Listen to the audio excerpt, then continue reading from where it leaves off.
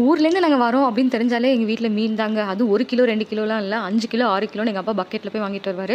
எங்கன்னு பார்த்தீங்கன்னா மாயனூர், திருச்சியிலேருந்து மாயனூர் 1 மணி நேரம்னு நினைக்கிறேன். ட்ரெயினில் இல்லைனா பஸ்ஸில் போயிட்டு வந்துடுவார்.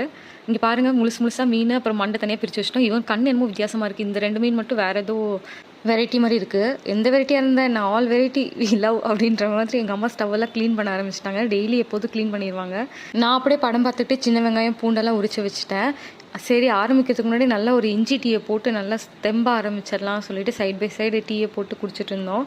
எங்கள் அம்மா அதுக்குள்ளே க்ளீன் பண்ணிகிட்டு இருந்தாங்க. ஏற்கனவே நல்லா க்ளீன் பண்ணி தான் கொடுப்பாங்க. இருந்தாலும் எங்கள் அம்மா ஒரு சாட்டிஸ்ஃபேக்ஷனுக்காக நல்லா கல் உப்பு கத்தியெல்லாம் வச்சு க்ளீன் பண்ணுவாங்க. அதுக்கே 1/2 மணி நேரம் ஆக்குவாங்க.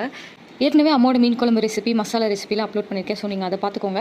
இப்போ நம்ம சும்மா ஒரு vlog மாதிரி தான் போட்டு வெளியில் பாருங்கள், மூடியாக இருந்தது கிளைமேட்டு. எங்கள் அப்பா நடுவில் ஸ்பேஸ் விட்டு கட்டியிருக்காரு.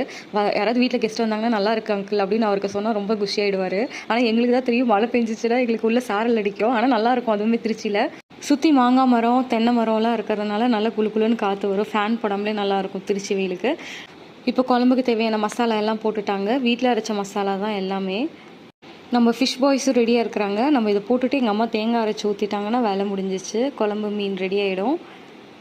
இது ஒரு தடவை நம்ம செஞ்சால் போதுங்க. காலையிலேக்கு நைட்டுக்கு அடுத்த நாள் நைட்டு வரைக்கும் நாங்கள் வச்சு சாப்பிடுவோம். அதனால் ஒரு தடவை சிரமம் பார்க்காம செஞ்சோன்னு வச்சுக்கோங்க. இங்கே பாருங்கள், பார்க்குறதுக்கு எவ்வளோ டெம்டிங்காக இருந்தது. மாங்காய் வேறு போட்டு செம்ம டேஸ்ட்டாக இருந்தது. அப்படியே அந்த குழம்பு வந்து சாஸ் மாதிரி மேலே மீன் மேலே ஊற்றி அதை அப்படியே பரட்டி சாப்பிட்டோன்னா அவ்வளோ டேஸ்ட்டாக இருக்கும். இதில் வந்து அவ்வளோவா முள்ளும் இருக்காது, குழந்தைங்களுக்கும் ஈஸியாக இருக்கும். சென்ட்ரு முள் மட்டும்தான் இருக்கும். நீங்களும் திருச்சி கரூர் சைடு இருந்தீங்கன்னா மாயனூர் போய் ட்ரை பண்ணி பாருங்கள். செம்மையாக இருக்கும், ஃப்ரெஷ்ஷாக இருக்கும். பை டூடல்ஸ்.